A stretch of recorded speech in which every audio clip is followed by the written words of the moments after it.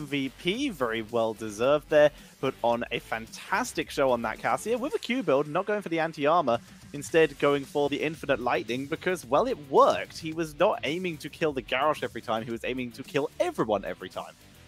Man, I just don't know how China continues to make Cassia a thing, right? And I can't help but feel that at BlizzCon, this could really once again hurt them. Because just because it works against, you know, other Chinese teams so well, her win rate is actually insanely good. Korean teams, European teams, even North American teams, they're going to shut it down. They're going to punish it so heavily because they play mages. Chinese teams oftentimes don't play mages. All right, game number 2. We are going to be heading to Sky Temple. And this was once again a TheOne map choice. So we are going to see Super Perfect Team with the first pick and first ban. Alrighty then, Sky Temple. This is where it all comes down to.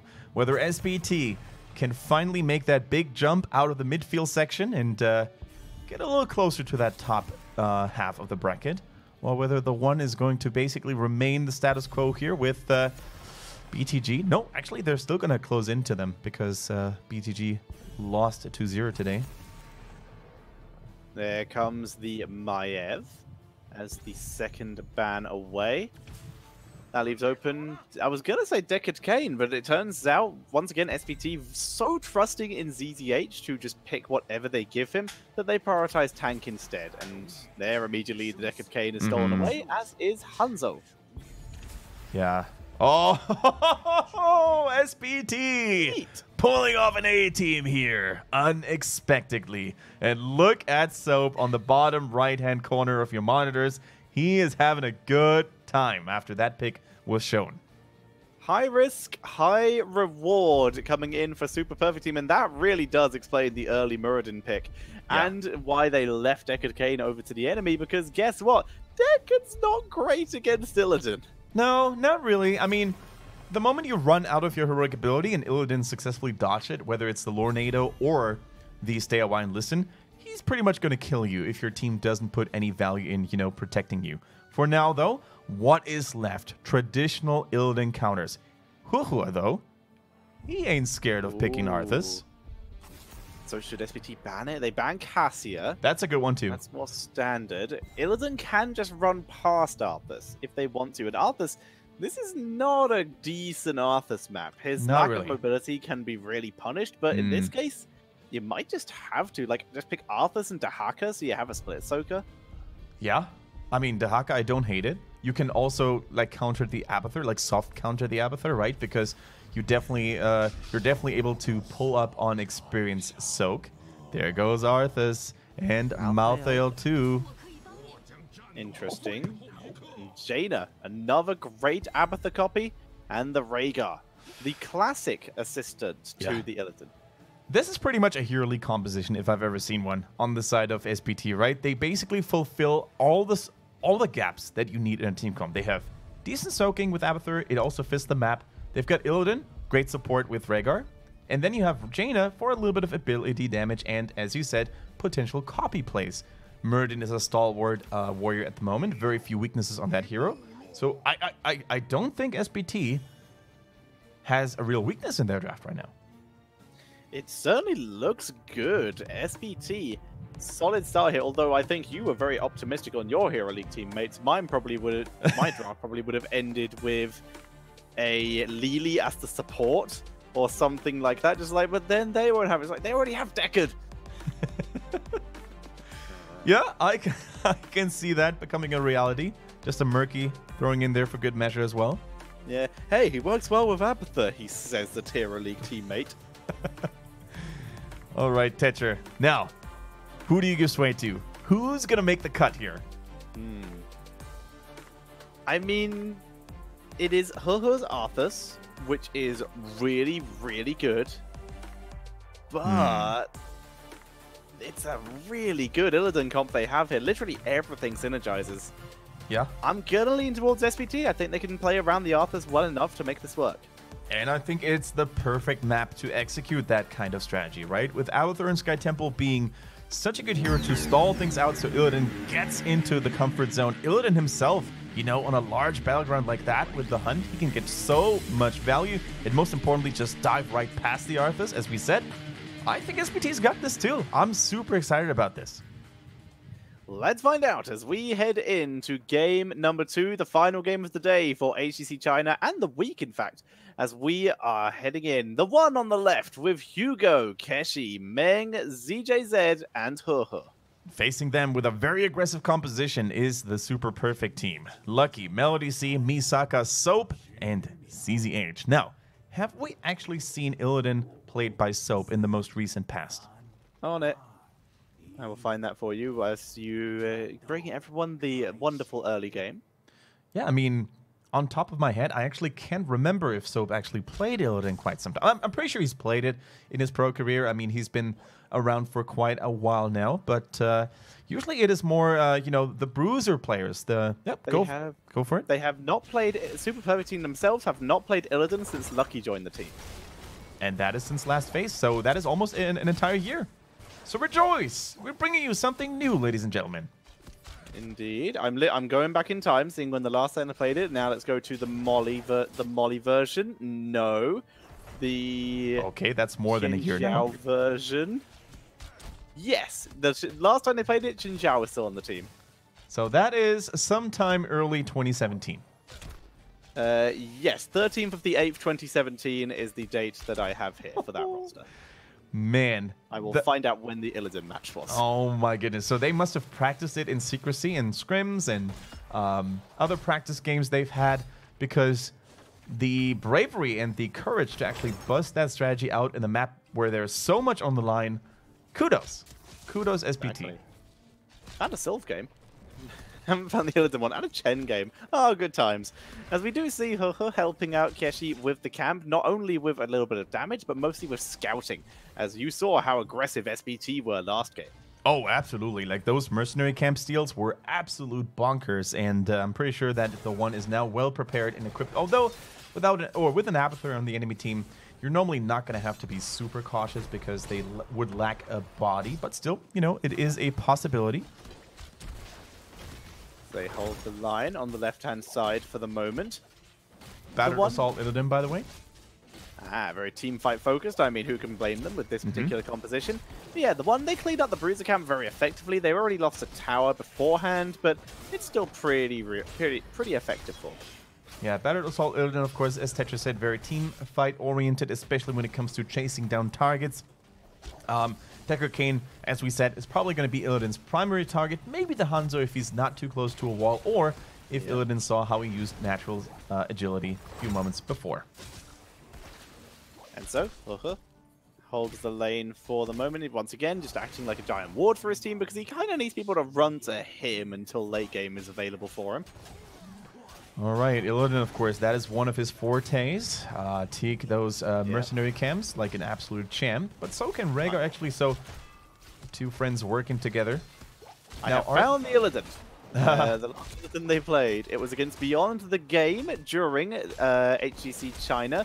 It was on the 30th of November was the last time they played it in 2017. Oh, 2017?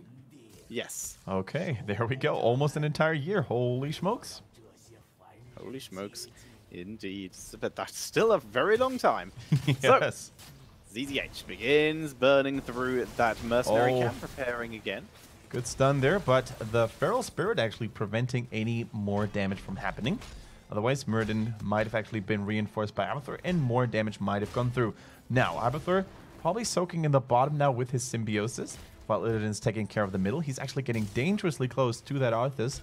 Definitely needs to keep his distance here so he won't get slowed in both movement and attack speed. In the meanwhile, we saw a kill happen in that top lane. That crowd control potential, man, that SPT has brought to Sky Temple can never be underestimated. Muradin stuns and slows. Jaina is going to keep you frozen. They're going to stick to you like glue. Okay, so we're having some interesting talent adjustments here. We're sticking with the regenerative microbes for the Abathur, but he goes for that adrenal overload on level 4 and then Mule. So he's he's gone for a sort of empowerment, but not really. He needs to stay in hat mode even longer now, as opposed to bouncing in and out of hat mode for maximum healage. Yeah. So this does mean he's likely going to be sticking to the head of that Illidan whenever possible, whenever he's not in Ultimate Evolution form. And Arthas, in one of the strangest decisions I can imagine, has gone for a Q build, Deathlord and Immortal Coil instead of, you know, Frozen Waste. So the one talent that is just the bane of Illidan. Yeah, that lingering chill, you know, when you complete that one, the slow is going to persist even when Illidan walks outside of the Frozen Tempest. I fully agree. That is certainly a weird choice. Also, the Icebound Fortitude at level 7, right? When there's a Jaina in there, when there's a Muradin in there, that cooldown, that CC reduction time could come in so handy. I'm very confused. Let's see what happens. Oh, don't you wish you had Frozen Waste to get stacks from that death, as Arthas is killed off by Super Perfect Team. I mean, I'm kind of feeling sorry for Huho there for dying, but at the same time, I'm also feeling happy that both of our points just got immediately confirmed about this weird Arthas build and decision-making here. So, yeah, I mean, in the late game, you could see some value there if you get that 16 talent right and you get additional healing, additional damage out. And because of that Immortal Coil at level 7, for example, with that cooldown reduction and that self-heal, that could really kick in, but you need to reach level 16 on, you know, kind of even terms first, in the first place.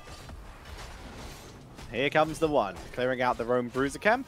Illidan has already taken his and is already pushing up top lane. He likely won't go, actually he might go much further as Lucky sees this. Are they going to get on the point? No, too slow. They get demounted though, or at least CZH does. Yep, Misaka holding that temple, which is always the bottom one here. Second temple is pretty linear, always the same pattern and routine. Now he's actually, oh, wait a minute. He was actually trying to go for that kill. Unfortunately, he didn't expect Keshi to walk right past him. And now, looks like the hunter may become the hunted. Nope, reinforcements have arrived, and Muradin is safe for now. Abathur has yet to select his level 10, thank God, as he picks the Ultimate Evolution. Same for Illidan. This is bad as Soul, but it should be the Hunt, just so we can match up with the Dahaka, I think so. I would say. I think so too. Yeah, we'll see. We will see, as he is holding for a while now. He's actually rotating to his team, and here is the Hunt locked in. He's currently hidden, hunting onto Hanzo, who does get a nice wall jump as Illidan keeps pushing up into him, but they're under fort now, so they can't do this. There's a Sunder. Stay a while, and Illidan dies to the fort. Dies to the fort. PvE damage OP there. Illidan diving a little too deep there. Now Meng, although, on the chase with that copy. Melody sees relentless, but the self-sustain is too good on Thrall. And now it needs Muradin needs to be on the... Yeah. Oh, boy. If he hadn't used Avatar, you would have died, by the way. So that was a good call. Absolutely. Very well executed there. As Hugo moves on to the point, going to begin clearing this up very quickly. Illidan's already back, though. Both bruiser camps in top lane did fall without that much extra assistance. And SPT, they still hold the experience lead despite that blow up onto Illidan. Yep, so both teams getting decent value out of that bottom temple. I think they almost split it exactly 50-50. The big difference, of course, is the fact that, you know, there's a mule. So all that damage that was taken earlier on those structures can be healed and mended. And Illidan, he's playing like the global he is with the Hunt online. In a straight-up 1 versus 1 between Illidan and Malthael without Abathur interfering. I wonder who would actually win. I'm leaning towards Illidan. Depends what level. Depends on the level difference, for sure. I mean, if it was even level at level 20, Illidan should school Malthael. Yeah. If it's earlier levels, like now, right now at level 10, I think Malthael would probably win because of Last Rites. Here's a Dragon Arrow. Beautiful cleanse by ZZH. That cleanse was insane. Completely juking the Dragon's Arrow because of it. Also, I was starting to get really worried for Lucky. I don't think he's got the Ice Block ready yet because, quite frankly, there haven't been too many all-out team fights going on for him to stack up his Frost Quest. Now Misaka scouting out the area. And only 4 kills happening in this game up to this point. Very unusual for China. The SPT, they maintain these big experiences lead. Yes, they do. They look very solid here. Illidan has pushed up top lane once again, has had the Abathur hat for a majority of this time. As we do see the next two temples spawning, top and bot lane. Misaka is scouted, but gains a stack. Gains a stack and also makes sure that the vision remains for a little bit. Now, I wonder, yep, I think Illidan should be the one to go for that temple. He does have the hunt if needed. Is not fully global yet, so he would have to cover some distance still to arrive in the nick of time here. Jaina once again getting caught by Thrall, who is already on the chase here, on the prowl. As Soap begins to channel. Shots come in to the mid lane, and the One decide to play aggressively. They move out onto the map and steal away the Siege Giant camp. Honestly, Tetcher, against a team that has a Hanzo, I think this move, going for those Bruiser camps, is super, super dangerous for SPT. Because Hanzo can actually dismantle that boss faster than anyone else. And already, I think Jaina plus Rhaegar are not going to be there in time. So they give up that boss willingly, which is kind of weird. Well, they are gaining immediate structure damage, safe structure damage, as opposed to committing with this boss. Jade, double lucky, Merc camp. as that Jada is going to steal that. Malthael was thinking about doing it, and both these teams just are allergic to their own Mercs. As we see the Temple able to finish off bottom fort, ZZH will continue to burn through this boss. Needs to move Dragon Arrow. He's in wolf form with that Spirit Wolf. Misaka rotates down, but it's just these two. I really think they think more people are here. Yeah, I think so too. Illidan, and technically speaking, he is in range. Double Dwarf, double Muradin. That achieves nothing. Muradin going to mount up, going to move forward and start proxying the lane a bit. Holds that so that his lane can, well, do nothing actually, because there's a boss holding it back. I think what SPT could have done instead was actually committing to the top lane a little bit more, because Illidan did still have the hunt. The copy could have still been used in the bottom to keep Muradin alive, or at least prevent the enemy team from, you know, teleporting back or riding back to the top lane. And with Jaina plus Illidan combined, I think they could have actually just defeated Malthael, who was the only one defending, or at least they could have pushed him back to get those structures in. But as it is, a little bit of a wasted opportunity here, I can't help but feel. But as such, the One, they were still able to put pressure onto the tier 2s. Both teams were, in fact. There's a very aggressive hunt, but beautiful Stormbolt, and Hugo gets taken out. A great rotation by SPT. And basically, they did what we had anticipated, right? With the combined effort of the Illidan hunt and the Jaina follow-up damage in CC, they're going to pop Malthael to pieces here. Unfortunately for SPT, the One is already on their tippy toes, and they've already rotated in time. For now, though, no objectives at the ready. I wish, or SPT, they wish they could have taken that boss now, but it was taken earlier, so nothing to be gained from that Malthael kill other than experience.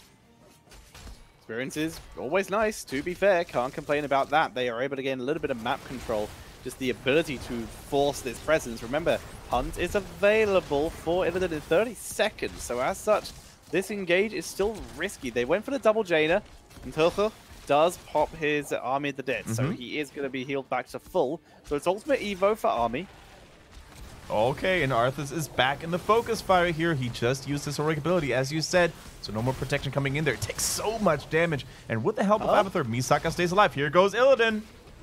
They want to listen, but they're immediately woken up by the damage over time of Arthas, and Keshi will 100% fall here. Illidan is just in the backline right now, needs an Abathur hat, and that will save him actually. They turn it around, pick up the second kill, pick up the third, and SPT convincingly win the fight. And just like that, ladies and gentlemen, that is how you dismantle a team that got a little too greedy. The One, they weren't 16 yet they decided that it was time to fight back to the onslaught of Illidan. They stayed absurdly far outside of their base when they could have just retreated after Arthas used his Army of the Dead. So, with that being said, this full temple will go over to SPT. Shouldn't really be any contention whatsoever. Yeah, Hoho sticks to the full Q build here, it seems. But now he's actually got a pretty potent sail field with that Embrace Death. Now he does, so he's going to be doing pretty decent damage, pretty decent survivability. He has to be alive to do that, though, as he is going to have to drop that Q. Does heal up quite nicely, but with no ult available, armor reduction, he is taken out, as is Deckard Cain. Muradin going in. He actually went for the increased range on his Dwarf Toss as well at level 16. The Dwarf launch is actually allowing him, enabling him to continue those chasing maneuvers. And as it is, 3 members dead on the side of TheOne. That bottom temple is pew-pewing onto that bottom keep as well. Murder with a big leap yet again, going for the backline, slowing Meng down, and I think Thrall is going to fall here after all. A solid sundering, but not solid enough as they pick up yet another kill. Kieshi, though, able to pull a nice little escape move. This is aggressive. They're going to try and burn this down. They have Rhaegar. They have pretty much everyone here except Illidan, who is on the way. Yeah. As spawn timers are pretty low. ZZH backs up. And looks like they're done with this. Yeah, I think Illidan, like, he is by far the best core racer in the game, especially in the late game. So with him not being around in time, with him not really having the means to join them yet, I think it's the wiser choice indeed to just play it patiently, go for those mercenary camps, and maybe find more kills, baby! Down goes the... Actually, Hugo lives. There we go. I was about to say, I was sure he would die. Stay on, listen. Just buying time for Keshi and Hoho at this point, as we see TheOne backing up once again. Round 2, SPT going to the bot lane. Yep, no Lornado, no stay a while and listen, no Deckard Cain, no nothing here to keep them at bay. Illidan recklessly charging onto the core with Abathur support. He's definitely going to melt that down. And TheOne, their only chance right now is to keep the remaining members at bay. Thrall actually pieces out here immediately. Lucky doesn't even have to break any sweats against Arthas. And that, ladies and gentlemen, is the clean 2-0 victory by SPT over TheOne. They even get Keshi for good measure. That is GG, as you say. And SPT, fantastic news for them. Taking that 2-0, they move up the table. With those 3 points, they are now on 16, tied with TheOne and 2 points ahead of CE and RPG. All right, Illidan continues his crusade in China, the only region in which we still see him played fairly regularly. Now, next to the A team, SPT is one of those teams that can bust it out at any given time, it seems. Yeah, and we already knew that players like Hugo can from TheOne as well, so that Illidan always still a threat here in HGC China. So very nicely done. So at the end of the week, beyond the game, they stand tall, but their palace of stone has started to erode, and unfortunately, there are now 2 teams only 2 points behind them. There's a couple of people already digging underground to bring that temple to crumble. And told you we should have been a round castle. Corners are easily collapsible. Poor castle design. Absolutely true. Just build a round castle, right? Lol. Why don't they do that? Anyways, Tetra, I mean, I wish I could talk to you about TheOne, but I think we need to stay with SPT. Because right now, the power of balance in China is in what I would almost call a perfect equilibrium. We see wins here, then we see wins on the other side. We see BTG win, then we see them lose again. So the points are given back and forth, and more teams than ever before are crouching in to really reach an almost exact same level of points. Very true. I mean, the overall score between TheOne and SPT, though, ends up being a 3-1 in favor of SPT, as they went 1-1 in the first series, in the first time they played against each other. But TheOne, who looked so strong yesterday, are suddenly looking a little bit shakier today. SPT, who looked so shaky earlier on, are suddenly looking really good. And like you say, the skill level of these teams is looking pretty equal throughout the entirety of HGC China. Problem is, doesn't matter how good you look at the game, if you don't close it out and win, then you're not going to get the points. And BGG so far have been the best at that. And the problem is, it is all fair and square. It is all nice and dandy if you win against Chinese teams, if you beat them. Well, what do you have to do at BlizzCon to make China proud? You're going to have to beat Korean teams, European teams, NA teams, even Australian teams. They beat China at the mid-season brawl. It's no slouch. Yeah, I wouldn't even count out SEA at this point. They've put on great performances in the past. For China, definitely no. So yeah, that's why we had such high hopes for BTG, right? Them crushing the competition, just staying on top of their game, and really making China proud, maybe at BlizzCon, making it out of groups. But as the current state of China is right now, ooh, my hands are starting to tremble and shake a little bit. Well, they still have time. They have one more week of standard group play before me and Kendrick have the playoffs to cast for you, which will be wonderful. But for now, today's games, while we wait for the MVP and the final screens, that will be it until next week. But we were speaking of playoffs, there is still more HGC action with the conclusion of the European Open Division playoffs and the North American Open Division playoffs also happening today on this channel. All right, I was going to bring that topic up there as well. Teacher, tell us more about these Open Division playoffs that we've heard so much about. Who's going to play today, and when is the action going to kick off? Well, for Europe, we will have the Holy Bananas versus Skook Support. They will be playing to see who will go to the grand final to play against already Crucible qualifiers E-Punks.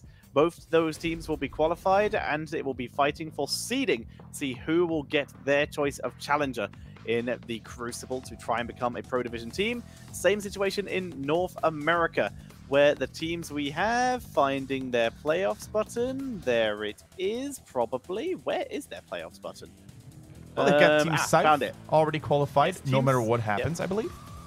Indeed, Team Cypher already qualified, and then we have Reborn, who put on a stellar performance throughout the season.